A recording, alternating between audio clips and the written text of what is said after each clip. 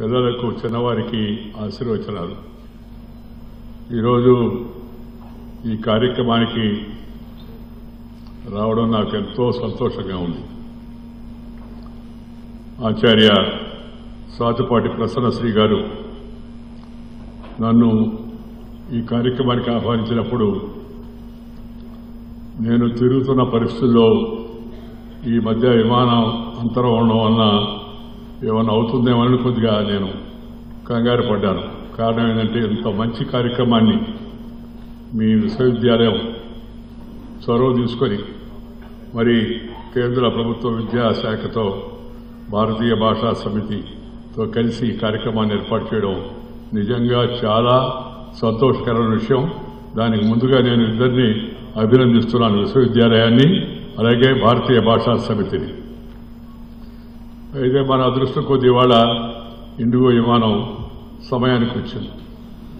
అందువలన మిమ్మల్ని అందరినీ కలిసే అవకాశం, మీ ముందు 4 మాటలు మాడే అవకాశం కూడా ఉంది.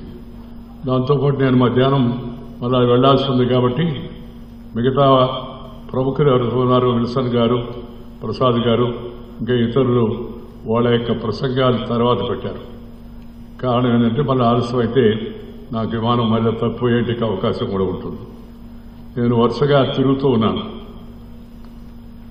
తిరుగుతూనే ఉంటాను. నన్ను ఆ మధ్య ఎవరు అడిగారు, సార్ మీరు రిటైర్డ్ కదా అని. రిటైర్డ్ బట్ నాట్ టైర్డ్ అని చెప్పాను నేను.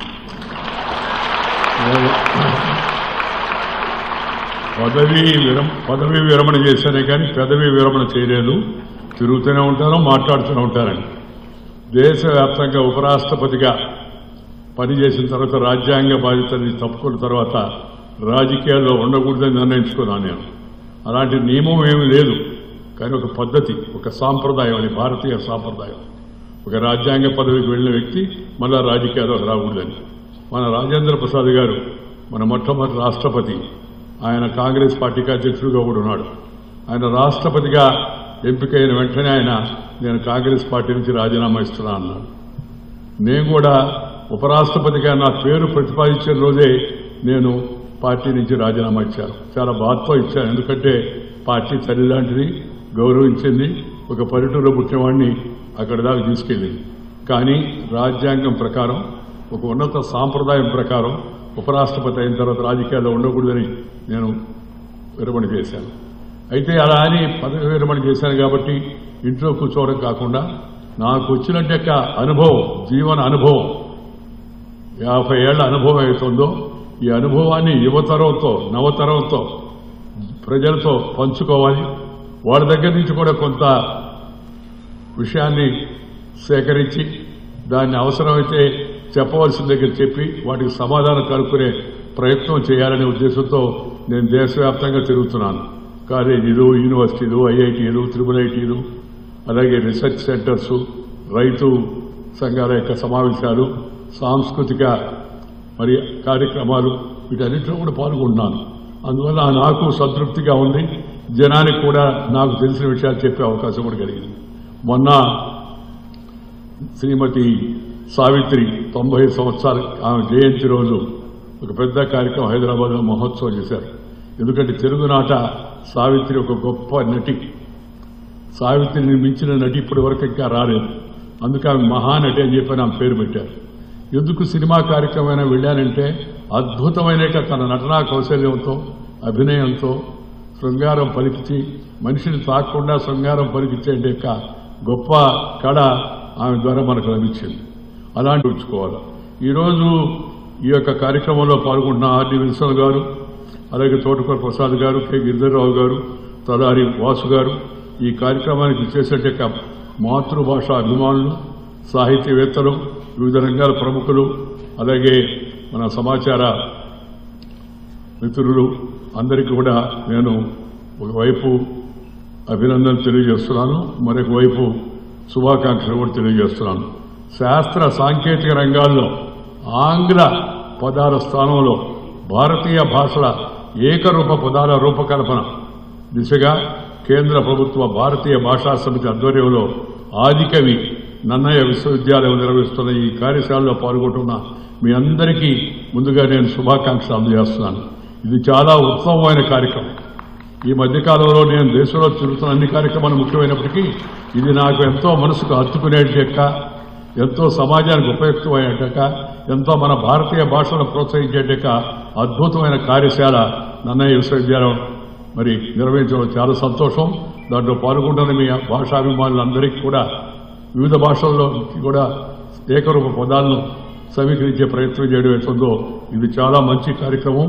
దానికి కారణభూతులైన మీ ఉపకులపతి స్వరూప గారిని, ప్రొఫెసర్ శ్రీ గారిని మరొకసారి మీ అందరి తరఫున నేను హృదయపూర్వకంగా మన తెలుగు ప్రజల తరఫున వారిని అభినందిస్తూ ఉన్నాను. ఒకవైపు భారతీయ భాషా సమితి, కేంద్ర విద్యాశాఖ మరియు ఆదికవి నన్నయ్య విశ్వవిద్యాలయం ఈ ముగ్గురు కూడా కలిసి ఈ కార్యక్రమాన్ని నిర్వహిస్తున్నారు. ఆంగ్ల పదాల స్థానంలో మనమైన భారతీయ భాషా పదాలతో ఏకరూపత సారూప్యం తీసుకురావాలన్న ఆలోచన చాలా మంచి ఆలోచన. ఈ ఆలోచనకే నేను ముందుగా అభినందనలు తెలియజేస్తున్నాను. మన సంస్కృతితో సంబంధం లేని ఆంగ్ల పదాల బదులు భిన్నత్వంలో ఏకత్వానికి ప్రతీకగా భారతీయ భాషా పదాల వాడుక సమంజసంగా ఉంటుందని చెప్పడంలో ఎలాంటి సందేహం లేదు. భారతదేశం అనేక భాషలు, సంస్కృతుల యొక్క సమ్మేళనం. ఇక్కడ భిన్నత్వంలో ఏకత్వం మనందరినీ కలిసి ఉంచి భారతీయ సంస్కృతిలో ఒక భాగం చేసింది మన దేశం.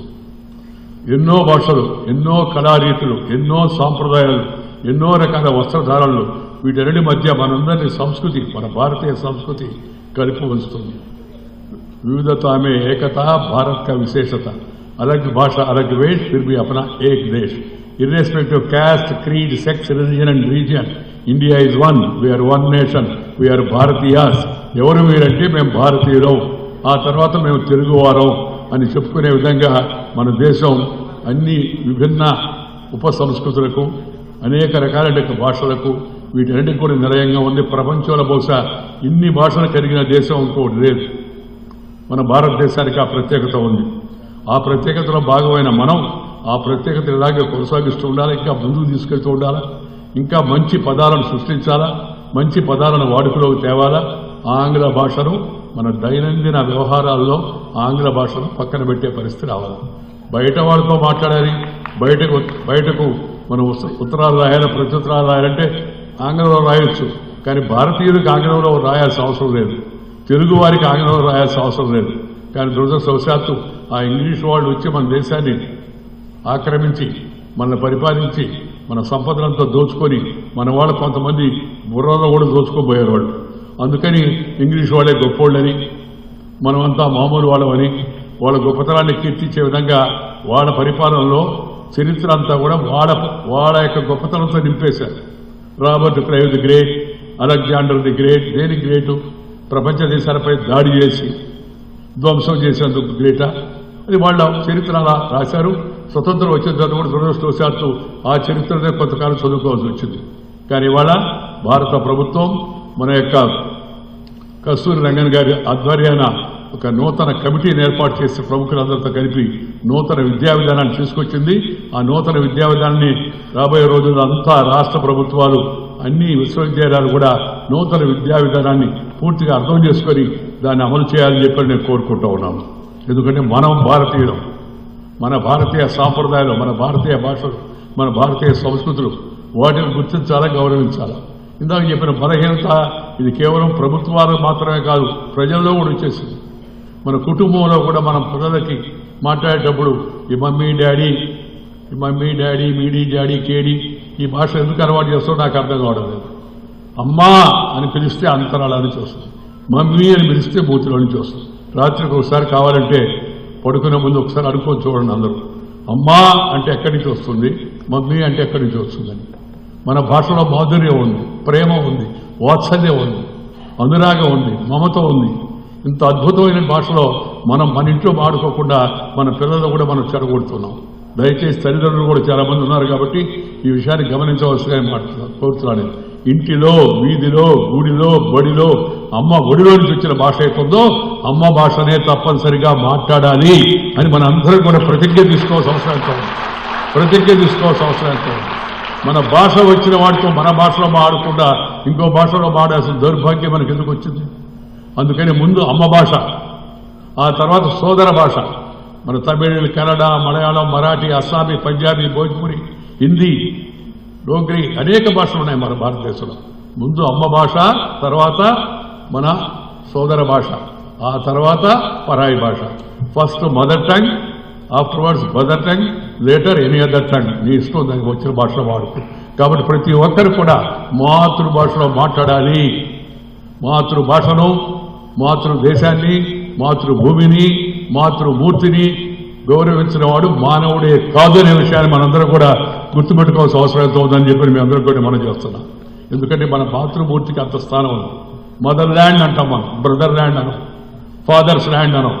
చూడండి, ఎక్కడైనా మదర్ ల్యాండ్ అంటారు, మదర్ ఇండియా అంటారు, ఫాదర్ ఇండియా అన్నారు. ఫాదర్ని తక్కువ చేయడం కాదు, మాతృమూర్తికి అంత గౌరవం ఉంది మన సంస్కృతిలో. అది మన భాషలో కూడా ప్రతిబింబించే విధంగా మన పెద్దవాళ్ళు చేశారు. నేను ప్రతి సమావేశంలో చెప్తున్నాను, మాతృభాష కంటి చూపు లాంటిది, ఇంగ్లీషు కళ్ళద్దాలు లాంటిది. కంటి చూపు ఉంటే కళ్ళద్దాలు పనిచేస్తాయి. కంటి చూపేది అనుకోండి, నువ్వు రెబాన్ గ్లాస్ పెట్టుకున్నా జుబాన్ నుంచి ఏమీ రాదనే విషయాన్ని మన అందరం గుర్తించాలని చెప్పే సందర్భంగా నేను మనం చేస్తున్నాను. కాబట్టి మాతృభాషలో మాట్లాడడం మన కర్తవ్యం. అది ఫ్యాషన్గా కూడా తయారు కావాల్సిన అవసరం ఎంతో ఉంది.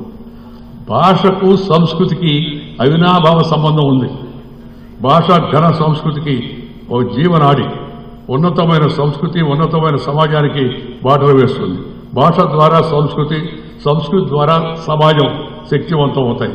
ప్రతి నాగరికత తన గొప్పతనాన్ని భాష ద్వారా వ్యక్తం చేస్తుంది.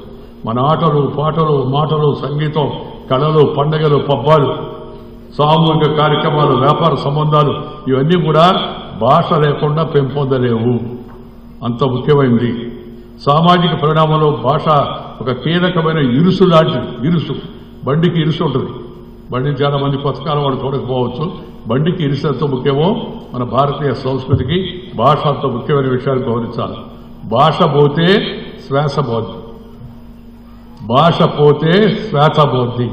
అందుకని దయచేసి ప్రతి ఒక్కరూ భాషను గౌరవించాలా, భాషను ప్రోత్సహించాలా, భాషను ముందుకు తీసుకెళ్లే ప్రయత్నం చేయాలి. తరతరాలుగా మన భాష ఒక సజీవ సమాజ దర్పణం. సమాజం బతుకుందంటే మన భాష మనం ప్రాచుర్యం కనిపించినప్పుడే సాధ్యమవుతుంది. భాష మానవ సంబంధాలు అభివృద్ధి చేసే సాంస్కృతిక ప్రతిబింబం కూడా. తరతరాలుగా మన పూర్వీకులు మన సంస్కృతిని మన భాషలోనే నిక్షిప్తం చేశారు. ఆ మాధుర్యాన్ని మనసారా ఆస్వాదించిన ఎవరికైనా అమ్మ పాలు అందించినంత పదాన్ని అమ్మ భాష అందిస్తుంది. అమ్మ పాలు తాగితే ఎలా ఉంటుంది, కొన్న పాలు తాగితే ఎలా ఉంటుందో ఎవరైనా అర్థం చేసుకోవచ్చు. అందువల్ల అలాంటి మంచి భాషను మనం ప్రోత్సహిస్తూ దాంతో పాటు సోదర భాషలను కూడా నేర్చుకునే ప్రయత్నం చేస్తూ ఆ తర్వాత మనం వీటి భాషల్లో ఉండే సమాంతర పదాలు అవుతున్నాయో వాటినన్నింటినీ గుర్తించి వాటన్నింటినీ కూడా క్రోడీకరించే పని మనం చేస్తే అది మరింతగా మన భారతీయ భాషల యొక్క ఎదుగుదలకు ఉపయోగంగా ఉంటుందని సందర్భంగా నేను మనం చేస్తున్నాం. మన సృజనాత్మక ఆలోచనలు, ఇంగ్లీష్ అంటారు క్రియేటివ్ థింకింగ్, మన భావ వ్యక్తీకరణ, ఎక్స్ప్రెషన్, దానికి భాషే కీలకం. అందుకే మాతృభాషను రక్షించుకోవడం, ప్రోత్సహించుకోవడం అత్యంత ఆవశ్యకం. నేను ఆ మధ్య తమిళనాడుకి వెళ్తే కొంతమంది పిల్లలు, సార్ హిందీని మా మీద రుద్దుతున్నారు సార్ అని, హిందీ ఈజ్ బీయింగ్ ఇంపోజ్డ్ అన్నారు సార్ అని. నేను ఉపన్యాసంలో నా శైలిలో చెప్పాను, నో ఇంపోజిషన్ అనగానే చప్పట్లు కొట్టారు. నేను చెప్పాను no imposition first word, second word no opposition, that is my proposition, it should be your position అని చెప్పాను. ఇంపోజిషన్, భాషను రుద్దకూడదు కానీ భాషను వ్యతిరేకించకూడదు. మన భాషలు, భారతీయ భాషలు దురదృష్టవశాత్తు అది రాజకీయ అజెండాగా కొంతమందికి తయారైంది. వాళ్ళ పిల్లలేమో హిందీ నేర్చుకుంటారు, కాన్వెంట్కి పోతారు. అలాగే వాళ్ళ ఇంట్లో వాళ్ళేమో సినిమాలకు వెళ్తారు, హిందీ సినిమాలు బాగా ప్రోత్సహిస్తారు. నాయకులు మాత్రం రాజకీయ అజెండా కోసం మేము దానికి వ్యతిరేకం దీనికి వ్యతిరేకం అంటున్నారు. నేను నెల్లూరు నుంచి వచ్చాను, నెల్లూరు చెన్నై పక్కన. చిన్నప్పుడు నేను కూడా హిందీ వ్యతిరేక ఆందోళనలో పాల్గొన్నాను. అదేందో తెలవక కాలేజీలో ఆ రోజు ఏం సరదా, స్ట్రైక్ అంటే స్ట్రైక్ సామెత ఉంది.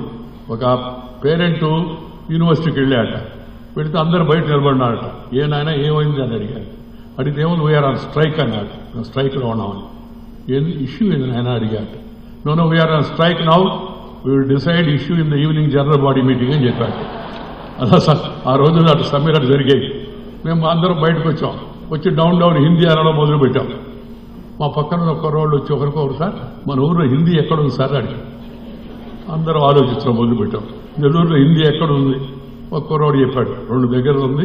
ఒకటి పోస్ట్ ఆఫీస్లో డాక్ఘర్, 2 రైల్వే స్టేషన్లో. ఈ 2 దగ్గర హిందీగా ఉంటుందని మేము 2 బ్యాచ్లుగా తయారైపోయి, ఒకటి రైల్వే స్టేషన్కి, ఒకటేమో పోస్ట్ ఆఫీస్కి వెళ్ళి అక్కడ డాక్ఘర్ అని ఉండి దాని మీద తారు పోసాం. రైల్వే స్టేషన్ బోర్డు మీద ఒకటి తారు పోసాం. తర్వాత నేను ఢిల్లీకి వెళ్ళి బీజేపీలో అఖిల భారత మహామంత్రి అంటే జనరల్ సెక్రటరీ అయిన తర్వాత అప్పుడు నాకు అర్థమైంది, నేను పూసిన తారు డాక్ఘర్కి కాదు మొహాన్ని పూసుకున్నానని చెప్పని. ఎందుకంటే హిందీకే బినా హిందుస్థాన్ మే ఆగే బడ్నా సంభవ్ नहीं है, तेलुगु के बिना आंध्र प्रदेश में తెలంగాణ మే ఆగే బడ్నా भी సంభవ్ नहीं है అనే విషయాన్ని మనం గమనించాలి. అందుకే నేను చెప్పాను, ముఖ్యమంత్రులు ఇద్దరు ఉన్నప్పుడు మన భాషకి అన్యాయం జరిగిపోతుంది. ఎందుకంటే అందరూ ఇంగ్లీష్ వాడుతున్నారు, ఇంగ్లీష్ కాన్వెంట్కి పోతున్నారు, ఇంగ్లీష్ చదవందే మనకేమి భవిష్యత్తు లేదనే భావం కొంతమందిలో కలిగింది. నేను చెప్పాను, ముఖ్యమంత్రి ఇద్దరు ఉన్నారు, దయచేసి తెలుగు రాష్ట్రాల్లో పరిపాలన తెలుగులో చేయండి, పరిపాలన తెలుగులో చేయండి. నేను మన కృష్ణా విశ్వవిద్యాలయం వెళ్ళాను. వెళితే అక్కడ వైస్ ఛాన్సలర్ చెప్పారు, సార్ తెలుగు డిపార్ట్మెంట్ ఉంది కానీ ఖాళీగా ఉంది సార్, చాలలేదు ఎక్కువ మంది అని. నేను దాన్ని చేరడానికి సింపుల్ కిట్కి చెప్పనా, ఇంగ్లీష్ దాంట్లో ఎందుకు చేరాం మనం? ఇంగ్లీష్ వాళ్ళు పరిపాలించినప్పుడు వాళ్ళు అక్కడ నిర్ణయం ప్రకటించారు, ఇంగ్లీష్ వస్తేనే ఉద్యోగం. ప్యూర్ నుంచి డఫేదార్ దగ్గర నుంచి కలెక్టర్ వరకు ఎవరికైనా ఇంగ్లీష్ వస్తేనే వచ్చి మనం దోచుకున్నవాళ్ళు అందరూ ఇంగ్లీష్ నేర్చుకున్నారు. తర్వాత ఫ్యాషన్ అయిపోయింది. నిజాం రాజ్యంలో ఉర్దూ వస్తేనే ఉద్యోగం అని చెప్పి నిజాం నవాబు పెట్టాడు, ఉర్దూ నేర్చుకున్నారు తెలంగాణలో చాలామంది. అలాగే మన తెలుగు రాష్ట్రాల్లో కూడా తెలుగు వస్తేనే ఉద్యోగము అని మనం కానీ చెప్పగలిగితే కొన్ని గ్రేడ్ల వరకు collector, IAS, IPS, all India సర్వీసులు వాళ్ళు వస్తారు, తొందరగా నేర్చుకుంటారు. ఎక్కడ ఉద్యోగం పోస్టింగ్ ఇస్తే అక్కడ నేర్చుకుంటారు. అందువల్ల మనం మాతృభాష, ప్రాథమిక విద్య, ఉన్నత విద్య వరకు మాతృభాష ఉండాలి. ఆ తర్వాత ఇంగ్లీష్ పెట్టుకోవచ్చు, అవసరం ఉంటే పెట్టుకోవచ్చు. ఇంగ్లీష్ వ్యతిరేకం కాదు మనం. నేను వీధి బడిలో చదువుకున్నాను. వీధి బడిలో మాకు సరిగ్గా బోర్డు కూడా ఉండేది కాదు. ప్రభవ, విభవ, ప్రజోత్పత్తి, అంగీరస, శ్రీముఖాని అవన్నీ నక్షత్రాలన్నీ ఇసుక మీద రాయించేవాడు. ఇసుకలో కూర్చునేవాడు. బెంచులు కూడా ఉండేవి కాదు, ఇసుకలో కూర్చునేవాడు. ఆ తర్వాత కొద్ది రోజులకి చిన్న చాప, ఒక తాటాకుతో అదిన చాపను ఎవరికి వాళ్ళు భుజం మీద వేసుకొని దాన్ని వెనక చిన్నది కింద వేసుకొని దానిపైన కూర్చునేవాడు. ఆ రోజులు అక్కడ చదువుకున్నాను నేను. ఇంగ్లీష్ మీడియం చదవాలా. తర్వాత స్కూల్ నుంచి కాలేజీకి వెళ్ళాను, హై స్కూల్కి వెళ్ళాను, హై స్కూల్ నుంచి కాలేజీకి వెళ్ళాను, కాలేజీ నుంచి యూనివర్సిటీకి వెళ్ళాను, యూనివర్సిటీ నుంచి ఢిల్లీకి వెళ్ళాను. 2వ రాజ్యాంగ అత్యున్నత పదవైన ఉపరాష్ట్రపతి దాకా చేరుకున్నారు కదా తెలుగు చదువుకోవడం. నాతో పాటు భారతదేశం యొక్క ఉచ్చ న్యాయస్థానమైన సుప్రీంకోర్టు న్యాయాధికారిగా పనిచేసిన జస్టిస్ నూతలపాటి వెంకటరమణ గారు తెలుగు మీడియం చదువుకున్నాడు, సుప్రీంకోర్టుకి చీఫ్ జస్టిస్ అయ్యాడు ఆయన. ఆ తర్వాత ద్రౌపది ముర్ము గారు ఆమె మాతృభాష ఒరియాలో చదువుకున్న ముందు ఆ మీడియంలో భారతదేశ రాష్ట్రపతి అయింది. ఇంతకుముందు రాష్ట్రపతిగా ఉన్న రామ్నాథ్ కోవింద్ గారు ఆయన కూడా మాతృభాష చదువుకున్నాడు. ఇప్పుడు ప్రపంచ దేశాలు గుర్తించేట్టుగా భారతదేశాన్ని తయారు చేసిన శ్రీ నరేంద్ర భాయ్ మోదీ ఆయన కూడా గుజరాతీ భాషలో మాతృభాష చదువుకున్నాడు, పై స్థాయికి వెళ్ళాడు. అందుకని పైదాకా పోలేమనేది ఒక భ్రమ. నేను ఎక్కడికి వెళ్ళినా చెప్తున్నాను. ఎందుకంటే పిల్లలు కొందరు అంటారు, సార్ మనం ఇంగ్లీష్ చదవకపోతే పైకి పోలేము సార్. అడిగిన వాడికి అబ్బాయికి ఒక సమాధానం చెప్పాను. ఎవరు చెప్పారు నీకు? అందరు చెప్తారు సార్ అని. నేను అన్నాను, నీకు తెలవదేమో, మొన్న నేను డైరింగ్ చేసి ఐఎస్డీ చేసి దేవుడితో మాట్లాడాను, దేవుడిని అడిగాను, ఏమయ్యా నీ దగ్గర రావాలంటే ఇంగ్లీష్ మీద చదువు ఉండాలా అని. దేవుడు చెప్పాడు, ఏం లేదు, ఎవరికైనా ఎక్స్పైరీ డేట్ అయిపోతే ఆటోమేటిక్గా నా దగ్గర రావచ్చు, భాషా నియమం లేదు. అతను ఆ అబ్బాయి అన్నాడు నాతో, సార్ మీరు సరదాగా చెప్తున్నారు.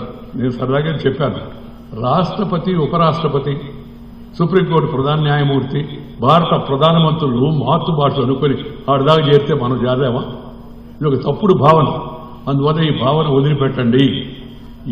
మన భారతీయ భాషలు నేర్చుకున్న తర్వాత, వాటిలో ప్రావీణ్యం సంపాదించిన తర్వాత ఇంగ్లీష్ భాష కూడా నేర్చుకోండి. ఇంగ్లీష్ ఏం చైనీస్ నేర్చుకోండి, రష్యన్ నేర్చుకోండి, జర్మన్ భాష నేర్చుకోండి, ఎన్ని భాషలు వెళ్తే అన్ని భాషలు నేర్చుకోండి. తర్వాత ముందు అమ్మ భాష, ఆ తర్వాత ఇతర భాషలు అనే విషయాన్ని గమనించవలసిగా ఈ సందర్భంగా నేను ఈ రాజమహేంద్రవరం నన్నయ్య, ఆదికవి నన్నయ్య సమక్షంలో మనం అందరం కూడా ఉన్నాం కాబట్టి ఈ విషయాన్ని నేను ప్రతి సమావేశంలో నొక్కి చెప్తున్నాను, మీకు కూడా చెప్పదలుచుకున్నాను. ప్రజలు కూడా ప్రభుత్వంతో పాటు పనిచేయాలి. మనం మాట్లాడే భాష ఇంట్లో, వీధిలో, గుడిలో, బడిలో, అమ్మ ఒడి వచ్చిన భాష మాట్లాడాలి. తెలుగు వారంతా తెలుగు సంస్కృతి గొప్పతనాన్ని సగర్వంగా చాటుకునేందుకు నడుమిగించాల్సిన అవసరం ఉంది. ఎందుకంటే భాషకు మించిన చిరునామా చరిత్రకు దొరకదు. తెలుగు వాళ్ళ ఎవరైనా భాష, మన భాష అయినా తెలుగు వాళ్ళని మనం గుర్తించేది. ప్రత్యేకించి మన తెలుగు భాష సంస్కృతం మొదలుకొని ఉర్దూ భాష వరకు ఎన్నో భాషల చెరుకుల్ని శ్రీకాకుళం నుంచి చిత్తూరు వరకు, ఆదిలాబాద్ నుంచి అనంతపురం వరకు ఎన్నో యాసల చెడుకుల్ని తనలో నింపుకుంది. అజంతా భాష కావడం మన భాషకున్న మరొక ప్రత్యేకత. కొన్ని తరాల తర్వాత మన భవిష్యత్ తరాలు మనం ఎవరో తెలుసుకోవాలంటే మన మాతృభాషలో మన ముందు తరాలు నేర్చుకున్న 4 అక్షరాలే అన్న విషయాన్ని ప్రతి ఒక్కరు గుర్తుపెట్టుకోవాలి. నేను తరచుగా సందర్భంలో చెప్తున్నాను, ఒక 5 అంశాల మీద ప్రతి ఒక్కరు దృష్టి పెట్టాలి. ఒకటిది ప్రాథమిక విద్య మాతృభాషలో, రెండోది పరిపాలనా భాషగా మాతృభాష, ప్రభుత్వ ఉత్తర్వులన్నీ పరిపాలనా భాషలో మాతృభాష ఇవ్వాలి. మూడవది న్యాయస్థానాలు, కోర్టులు కూడా మాతృభాషలోనే కొనసాగాలి. ఎందుకంటే ఏం మాట్లాడటం అడ్వకేటు మనకు తెలవదు, కక్షిదారుడు జడ్జి ఏం జడ్జిమెంట్ ఇచ్చాడో మనకు తెలియదు, వేరే భాషలో ఉంటాయి, అది కనుక్కోవడానికి. ఇంత సాంకేతిక పరిజ్ఞానం పెరిగిన తర్వాత ఇంకా కూడా ఎందుకు ఇతర భాషలో మనం చేసుకోవాల్సి వస్తుంది? దానికి మాతృభాషలో మాట్లాడడం, మాతృభాషలో వాదించడం. మన మిత్రుడు చెప్పాడు న్యాయవాది, నేను కూడా న్యాయవాదినే, కానీ కోర్టు వెళ్ళలేదు. రాజకీయ కూర్చొని ఇందిరాగాంధీ పుణ్యాన ఎమర్జెన్సీలో జైల్లో పెట్టింది ఆమె. 17.5 నెలల పాటు జైల్లో ఉన్నాను 1975లో. నేను చదువు అయిపోయిన తర్వాత వకీలు కావాలన్న మా అమ్మ కోరిక. మా అమ్మ నాకు 13 నెలల్లో చనిపోయింది. మా అమ్మని నేను చూడలే. అమ్మ అంటే ఎంత అమృతప్రాయంగా మనకి ఉంటుందో ప్రేమ, వాత్సలానికి దూరం అయ్యాను. ఎందుకని అమ్మ లేకపోయినా అమ్మ భాషల మీద ప్రత్యేకంగా దృష్టి సాగిస్తూ ఉన్నాను. నేను యూనివర్సిటీ అయిపోయి వద్దాం అనుకుంటే అరెస్ట్ చేశారు. నువ్వు జయప్రకాష్ నారాయణ ఆందోళనలో పాల్గొన్నావు, అందుకని నీకు జైలు పంపిస్తాను. 17 నెలల పాటు జైల్లో ఉన్నా. జైల్లో ఉన్నప్పుడు నిర్ణయించుకున్నా, ఈ దుర్మార్గము, ఈ నియంతృత్వము, ఈ అప్రజాస్వామిక వ్యవస్థకు వ్యతిరేకంగా బయటికి వెళ్ళిన తర్వాత పోరాడాలనుకున్నా. జైలుకు పోకముందేమో వకీలు అవుదాం అనుకున్నా. జైల్లో నుంచి బయటకు వచ్చేటప్పుడు వకీలుగా కాదు, మన ప్రజాప్రతినిధిగా తయారై ఈ దుర్మార్గాన్ని వ్యతిరేకించాలనుకున్నాను. అనుకొని తర్వాత వరుసగా ఎమ్మెల్యేగా, ఎంపీగా, మంత్రిగా, వివిధ విభాగాల అధిపతిగా, ఆఖరికి రాజ్యసభ అధ్యక్షుడిగా, భారతదేశ ఉపరాష్ట్రపతిగా అక్కడికి వెళ్ళాను. దీనికి కొంత కారణం శ్రీమతి ఇందిరాగాంధీ. ఆమె ధన్యవాదాలు చెప్తాను. ఎందుకంటే ఆమె జైల్లో పెట్టకపోతే బహుశా నేను వకీలుగా ఉండిపోయేవాడినేమో అనిపిస్తుంది నాకు అప్పుడప్పుడు. ఈ న్యాయస్థానాల కార్యకలాపాలు సైతం మాతృభాషలో ఉండాలి.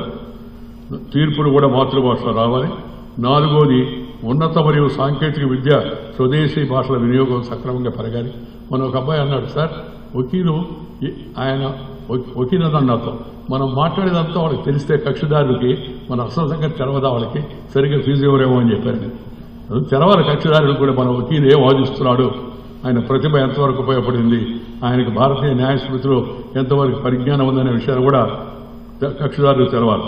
ఇకపోతే 4వది ఉన్నత మరియు సాంకేతిక విద్య, స్వదేశీ భాషల వినియోగం సక్రమంగా పెరగాలి. రష్యా, చైనా, జర్మనీ, జపాన్ అనేక దేశాలు వాళ్ళ భాషలోనే బోధిస్తాయి. నిన్న మీరు చూస్తుంటారు, పుటిన్ గారు వచ్చారు. పుటిన్ గారు రష్యా అధిపతి మోడీ గారితో మాట్లాడాడు. ఏ భాషలో మాట్లాడాడు? రష్యన్ భాషలో మాట్లాడితే తర్జుమా. మోడీ గారు హిందీ భాషలో మాట్లాడారు, తర్జుమా. నేను ఆమె సుష్మా స్వరాజ్ గారిని నాతో మంత్రిగా ఉన్న ఆమెను అడిగా, ఏమో విదేశ నాయకులు అందరూ వస్తున్నారు, నేను ఉపరాష్ట్రపతిగా ఉన్నాను, వచ్చి నన్ను కలుస్తున్నారు మర్యాదకి, నేను కూడా కొంతమందిని కలుస్తున్నాను, వాళ్ళు వీళ్ళందరికీ ఇంగ్లీష్ రాదా అని అడిగా. ఇంగ్లీష్ వచ్చు, కానీ వాళ్ళు స్వాభిమానంతో వాళ్ళ మాతృభాషలో మాట్లాడతారు, పక్కన ట్రాన్స్లేషన్ ఉంటుందని చెప్పేదాన్ని. ఇప్పుడు జరుగుతుంది. మనమేమో వచ్చి రాని ఇంగ్లీష్లో రాసుకొచ్చి ఆ ఇంగ్లీష్లో మాటల కోసం ప్రయత్నం చేస్తాం. కాబట్టి దయచేసి ప్రతి ఒక్కరూ మాతృభాషని మాట్లాడే ప్రయత్నం చేయండి. ఇంకా ముఖ్యమైన విషయం ఏంటంటే, ముందు ఇళ్లలో కుటుంబ సభ్యులతో మాతృభాషలో మాట్లాడండి. ఈ మమ్మీ డాడీ కల్చర్ వదిలిపెట్టండి. అలాగే చిన్న మామూలు కూడా మన డ్రైవర్లుగా పనిచేసేవాళ్ళు, ఇంట్లో పనిచేసేవాళ్ళు, వాళ్ళు కూడా నిదానంగా భాష మర్చిపోతున్నారు. మొన్న నాకు మిత్రుడు చెప్తున్నాడు, వైజాగ్ అశోక్ అని మిత్రుడు చెప్తున్నాడు, పని మనిషి వచ్చిందట. వస్తే ఏమా వంటగదిలోకి వెళ్ళి పిలుస్తున్నారు, నిలబడి ఉందట అక్కడే. మళ్ళా అన్నట అక్కడే నిలబడుదట. ఏ విసుగుబుడితే ఏమో కిచెన్లో పిలుస్తుంటే పోవే కిచెనా సార్ ముందు ఆ మాట చెప్పి ఉండాల్సింది కదా అని. అంటే వంట శాలకి కిచెన్ అంటే కానీ నాకు అర్థం కావడదు పని మనిషి ఇంగ్లీష్ రాకపోయినా అలా అలవాటు అయిపోయింది మనకన్నీ. అందుకని మనం మన భాషల్లో మనం మాట్లాడితే ఆటోమేటిక్గా అందరూ కూడా అదే విధంగా మాట్లాడతారు. ముందు మాతృభాష, తర్వాత సోదర భాష, ఆ తర్వాత అన్య భాష అనేది మన నినాదం కావాలి. ఈ భారతీయ భాషలకు చెందిన ఏకరూప శాస్త్రీయ పదజాలం కోసం చేస్తున్న ఈ ప్రయత్నాలు భారతీయ భాషలను మరింత పరిపుష్టం చేసుకునే దిశగా ఇది ఒక మేరీ మలుపుగా నేను భావిస్తున్నాను. నన్నయ్య మహాభారత రచన మొదలుపెట్టిన ఈ నేల నుంచి ఇలాంటి మహోన్నత చొరవకు సంబంధించిన కార్యశాలను కేంద్ర ప్రభుత్వ ఆధ్వర్యంలో నిర్వహించడం, నేను దాంట్లో భాగస్వామి కావడం చాలా సంతోషం. అన్ని భారతీయ భాషల విషయంలో ఇలాంటి ప్రయత్నాలు జరగాల్సిన అవసరం ఎంతో కూడా ఉంది. ప్రామాణిక భాష కోసం ఆయా ప్రభుత్వాలు చొరవ తీసుకోవాలి. ఇటీవల ఈనాడు ఆధ్వర్యంలో రామోజీ ఫౌండేషన్ నుంచి తెలుగు నుంచి తెలుగుకి, ఇంగ్లీష్ నుంచి తెలుగుకి భారతదేశ ఉపరాష్ట్రపతిగా కొత్తగా వచ్చిన ఆయన నేను కలిసి వాటిని విడుదల చేయడం కూడా జరిగింది. మీరు చూసుంటారు. ఒక ప్రైవేటు సంస్థ భాషలో ప్రాముఖ్యత కోసం ఇలాంటి ప్రయత్నాలు చేయడం మొదలవడం.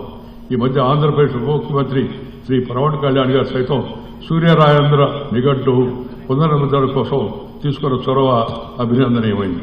భాషా ప్రవాహంలో ఇలాంటి ప్రయత్నాలు జరుగుతూనే ఉండాలి. సగటున 30 ఏళ్లకు ఒకసారి భాషలో మార్పులు జరుగుతుంటాయి. అయితే ప్రస్తుతం ఈ సంధికాలం మరింత తగ్గిందని నా అభిప్రాయం. మారుతున్న పరిస్థితులు, పెరుగుతున్న అవసరాలకు అనుగుణంగా భాషలో మనమైన ప్రామాణిక పదాలను సృష్టించాలి. ఇందుకోసం విశ్వవిద్యాలయాలు, పత్రికా సంస్థలు, భాషాభిమానులు కలిసికట్టుగా పనిచేయాలి. వివిధ ప్రాంతాల్లో భాషల్లో ఉండే యాసలు, ఆ పదాల ద్వారా కొత్త వాడుకలు తీసుకురావాలి. మన నెల్లూరులో ఎవరన్నా కలిశారనుకోండి, ఒకరికొకరు పెద్దోళ్ళు కలిసారు, ఏ అబ్బాయా బాగున్నావా అంటారు, అబ్బాయా బాగున్నావా అంటారు. గోదావరి జిల్లా హాయ్ హాయ్ అంటుంటారు మామూలు. ఏ పదవు తప్పుదు కాదు, ఆ స్థానిక యాస అది. అందుకని నేను ఎప్పుడు చెబుతుంటాను, మన కట్టు, మన బొట్టు, మన మాట, మన ఆట, మన పాట, మన భాష, మన యొక్క యాస, ఆఖరికి మన తిట్టు కూడా అద్భుతంగా ఉంటుంది. తెలుగులో దిగితే ఎంత బాగుంటుంది, ఇంగ్లీష్లో దిగితే వాడికి అర్థం కాదు, నీకు కూడా సరిగా అర్థం కాదు. తిట్టు కూడా మంచి పనికి మారినవాడు అని అనుకోండి, పనికి మారినవాడు అనే విధంగా వీటన్నిటినీ గుర్తుపెట్టుకుని ప్రతి ఒక్కరు కూడా మన కట్టు, మన బొట్టు, మన మాట, మన ఆట, మన పాట, మన భాష, మన యాస, మన గోస ఇవన్నీ కూడా మనవిగా ఉండాలి. ఇది ప్రతి ఒక్కరికి జీవితంలో అలవాటు కావాల్సిన అవసరంతో ఉంది. పొలం గుర్తుకు తీసుకోవడం మనకు తెలుగు రాష్ట్రాలు చాలా జిల్లాలు కనిపిస్తుంది. దానిలో గుర్తుకు అంటారు మామూలుగా. ఇది కొత్త పద సృష్టి. ప్రాణవాయువు, బొగ్గు పులుసు వాయువు, ఉదజని, ఆమ్లజని, నత్రజని వంటి సాంకేతిక పదాల సృష్టి కూడా మన పెద్దలే చేశారు. అప్పుడు మనం వాడడం మానేశాం. వాటి వాడడానికి వల్ల వచ్చిన ఇబ్బంది ఏంటి? అయితే కొత్త పదాలు కృతకంగా ఉండకూడదు.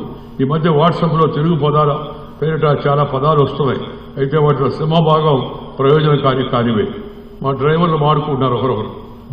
ఏంటంటే ఏం బ్రో, హలో బ్రో బాగున్నావా అంటున్నాను. నేను మాట్లాడితే అడిగా, ఎవరన్నా బ్రోకరా?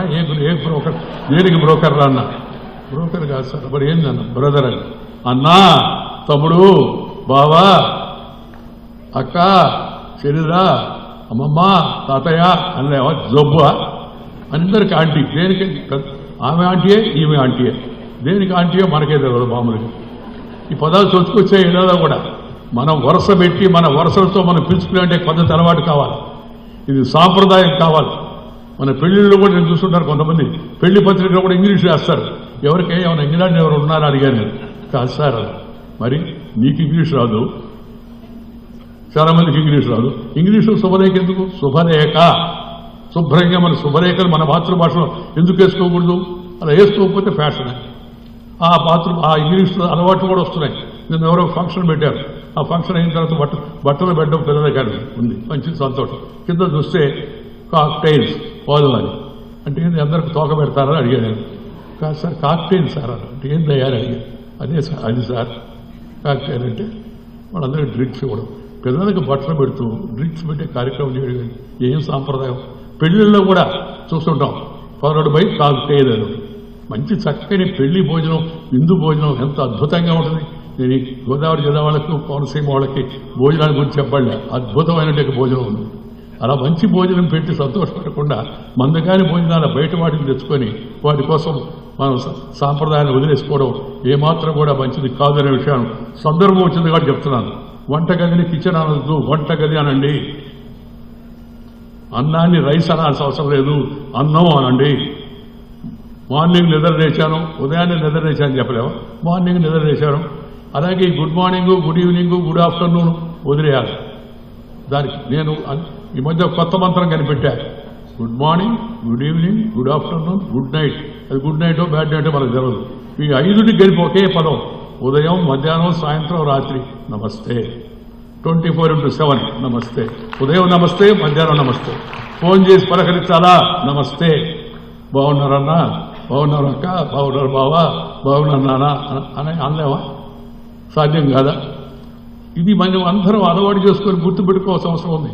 ఇవాళ ఇది రాజమహేంద్రవరం కాబట్టి ఆదికవి నన్నయ్య గారు ఇక్కడ మహాభారత రచనకు ఉద్యమించాడు కాబట్టి ఒక మంచి కార్యశాల కాబట్టి ఈ మాట చెప్తున్నాను. ప్రతి ఒక్కరు కూడా దయచేసి పిలుచుకునే పద్ధతిలో కూడా మన భారతీయ భాషలో పిలుచుకోండి. ఎంత అద్భుతంగా ఉంటుంది. అన్నాన్ని పిలిస్తే, అక్క అని పిలిస్తే, బావాని పిలిస్తే, మరదలా అని పిలిస్తే ఎంత సరదాగా ఉండదు చూడండి. బ్రదర్ ఇల్లా, సిస్టర్ ఇల్లా అంటే చట్ట ప్రకారం, అంతేగాని మామూలుగా కాదనమాట. ఇవన్నీ వాళ్ళ దగ్గర నుంచి మనకు వచ్చిన జబ్బులు. వాళ్ళు పోయారు, వాళ్ళతో కూడా వీటిని కూడా పోనండి. మన భారతీయ భాషలో మన భారతీయ సాంప్రదాయాలు దయచేసి పెట్టుకోండి. పిల్లలకు కూడా చాలా మందికి బొట్టు పెట్టుకోవడం కూడా ఫ్యాషన్ దగ్గర అయిపోయింది. మన ఒక అమ్మాయి కాకపోతే బొట్టు ఎక్కడమ్మా అన్నాను. ఉంది సార్, ఎక్కడ చూశాను. తర్వాత చెప్పాను ఆ పాపకి, అమ్మ నువ్వు వచ్చినప్పుడు ఒక పని చేయి, చిన్న భూతంతో ఒకటి ఎత్తుకోరా, చూస్తే ఎక్కడ ఉందో తెలుస్తుందో బొట్టు ఎక్కడ ఉందని. బొట్టు ఎందుకు పెట్టారు? దిష్టి తగలకుండా ఉండడం కోసం. బొట్టు దిష్టి లేకుండా ఉండడం కోసం. నువ్వు బొట్టు పెట్టావనుకోండి, అందమైన ముఖం వచ్చేస్తున్నా దృష్టి ముందు బొట్టు మీద కెడతాడు, లేకపోతే ఇతరత్ర పోదు. పెద్దవాళ్ళు చాలా ఆలోచించి పెట్టారు ఇవన్నీ. వీటిని ఎందుకు మనం ఈ సాంప్రదాయాలు మన సాంప్రదాయాలు మనం సాంప్రదాయం మనం పాటిస్తే అందరూ పాటిస్తారు. మోడీ గారు విదేశాల్లో తిరుగుతున్నాడు, ఎక్కడికి వెళ్ళినా నమస్తే అంటున్నాడు, వాళ్ళు కూడా నమస్తే అంటున్నాడు. పెద్దలు పాటిస్తే అందరూ పాటిస్తారు. ప్రధానమంత్రి పాటిస్తే, మనం ముఖ్యమంత్రులు పాటిస్తే మనం కూడా పాటిస్తాం. కాబట్టి జీవితంలో ఈ పదాలు, ఈ సాంప్రదాయాలు ఇవన్నీ మన పెద్దవాళ్ళు ఇచ్చినవి. వాటిని దయచేసి ప్రతి ఒక్కరు కూడా వాడుకొని విదేశ పదాలను మామూలు దైనందిన జీవితంలో వదిలేయాలా? ఏదైనా అమెరికా పోయినావు, అక్కడ ఏదైనా తిరుగుతున్నాడు, అక్కడ ఎవరితో మాట్లాడుతున్నాడు అంటే అప్పుడు వాళ్ళ పదాలు, ఇంగ్లీష్ పదాలు మనం వాడచ్చు ఇక్కడ పోతే. కానీ మనం రాజానగరం నుంచి రాజమండ్రికి వస్తే ఇంగ్లీష్ ఎందుకు మాడాలి నాకు అర్థం కాలేదు. చెప్పండి. కొత్తపేట నుంచి ఎందుకు మాడాలా? అమలాపురం నుంచి వచ్చా ఎందుకు మాడాలా? తాపేశ్వరం కాజా పోతే తాపేశ్వరం కాజా అంటే ఎవరికి ఇష్టం లేదు. అందరూ తాపేశ్వరం కాజా అని అంటారు. ఇంకా ఇంగ్లీష్ రాదా దానికి? ఇంకా వచ్చిన వాళ్ళందరూ తాపేశ్వరం కాజా ఇస్తాం, లేదా ఆత్రేయపురం పూతరేకులు ఇస్తామంటే మహా సంతోషంగా ఉన్నారు. నాకు అది మనసులో సంతోషం. ఆత్రేయపురం పూతరేకులకి, తాపేశ్వరం కాజాకి ఇంకా ఇంగ్లీష్ పేరు పెట్టరు ఎవరు. వాటికి ఆ పేరు అలా ఉంటేనే తాపేశ్వరం ఉంటుంది, లేకపోతే అది మహేశ్వరం అయిపోతుంది పైకి. దయచేసి ఈ చిన్న చిన్న విషయాలు అనుకోవద్దు. ఈ మాతృభాషతో పాటు సోదర భాషలోని పదాలను మనవిగా గ్రహించగలిగే సానుకూలత అజంతా భాష అయిన తెలుగులో మరింత సులభం కూడా.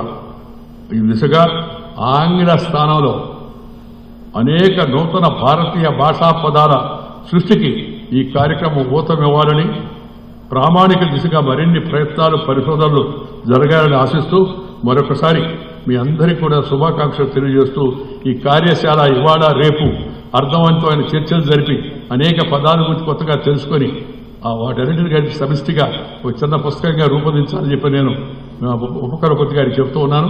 తద్వారా మరింతగా మనం భారతీయ భాషా పదాలను ఉపయోగించే అవకాశం వస్తుందని మీ అందరికీ కూడా తెలియజేస్తూ, నాకు ఈరోజు ఈ రాజమహేంద్రానికి వచ్చి ఇక్కడ రాజమహేంద్రవరం అని చెప్పాలి. ఏ ఊరంటే రాజమండ్రి అని ఎందుకు చెప్పాలి మనం? రాజమహేంద్రవరం అని ఎందుకు అన్నాను చెప్పండి? అది వాళ్ళ అలవాటు. వాళ్ళు అన్నారు, వాళ్ళకి నోరు తిరక్క రాజమహేంద్రవరము అంటే అనలేక రాజమండ్రి. చెన్నపట్నం, అది చెన్నపట్నం, అది చెన్నపనాడి పేరుతో వచ్చింది చెన్నపట్నం. వాళ్ళు మాట్లాడు మెడ్రాస్ అని పెట్టారు. మెడ్రాస్ అని అందరూ మెడ్రాస్ అని. మనం వాడుకని బట్టి విశాఖపట్నం, నిజాం పట్టణం, మనకి వరుసగా కృష్ణాపట్టణం, చెన్నపట్టణం, పట్టణం అంటే టౌన్, అలా ఉంది ఇప్పుడు అన్నీ పోయి ఇంగ్లీష్ పేర్లు వస్తున్నాయి. వైజాగ్ ఏందయ్యా, మా నెల్లూరు మాది, మా ఊరు ఒక భాగం ట్రక్ రోడ్డు ఇప్పుడు, ఇంకో భాగం కింద తూర్పు ఇప్పుడు పప్పుల వీధని చిన్న బజారండి. ఇదేంది అడిగితే స్టోన్ హౌస్ పేట అని పెట్టారు. స్టోన్ హౌస్ పేట అని ఏందయ్యా ఈ పేరు ఎక్కడి నుంచి వచ్చిందంటే ఎవడో అప్పుడు కలెక్టర్గా ఉన్నాడట, ఆ కలెక్టర్ పేరు పెట్టుకుంటాను. ఎవడో ఇంగ్లీష్ వాడు వచ్చి మనల్ని పరిపాలించి మనం దోసుకుంటే వాడి పేరు మనం పెట్టుకోవడం ఏంది? ఒక మహోద్భుతమైనటువంటి పనులు చేసి ఈ యొక్క గోదావరి నదికి ఆనకట్ట కట్టడానికి ఆద్యుడైన యొక్క ఆయన పేరు పెట్టుకున్నారు. చాలా సంతోషం, మనం గుర్తించాల్సిన అవసరం ఎంత కూడా ఉంది. అలాంటి గొప్ప పనులు చేసేవాడిని. అంతేగాని పరదేశీయుల్ని మనం మన దేశ స్థానంలో వాళ్ళని గౌరవించే పద్ధతి మంచిది కాదని చెప్పి మీ అందరికీ కూడా మనవి చేస్తూ ఈ కార్యశాల విజయవంతం కావాలని కోరుకుంటూ ఆచార్య సోతపాటి ప్రసన్నశ్రీ గారి ఉపకులపతి, వైస్ ఛాన్సలర్, ఉపకులపతి, ఎక్కువ మందికి అలవాటు అయిపోతుంది వైస్ ఛాన్సలర్, వైస్ ఛాన్సలర్, అదేదో గొప్ప టైటిల్ అన్నాడు. ఉపకులపతి ఎంత అద్భుతంగా ఉందో చూడండి, అధ్యక్షులు ఎంత అద్భుతంగా ఉందో చూడండి. ఎవరైనా కూడా తానా సాహితీ వేదిక ఆ తెలుగులో చెప్పి పెడితే గౌరవం లేదా? తానా సాహితీ వేదిక అని అమెరికాలో ఉండి వాళ్ళు మన తెలుగు భాషకు మన భారతీయ సాంప్రదాయాలకు పెద్దపీట వేస్తున్నారు తానా వాళ్ళు. అలాంటి వాళ్ళని చూసి మనం ఇంకా స్ఫూర్తి తెచ్చుకోవాల్సిన అవసరంతో ఉంది. కాబట్టి దయచేసి మీరందరూ కూడా నేను చెప్పిన విషయాలు ఆలోచించండి. రాత్రికి పోయి ఒకసారి ట్రైల్ వేసి చూడండి. మమ్మీకి అమ్మకు ఎంత తేడా ఉందో మీకు అర్థమవుతుందని చెప్పి కోరుకుంటూ మీ అందరి దగ్గర సెలవు తీసుకుని నమస్కారం. జై హింద్.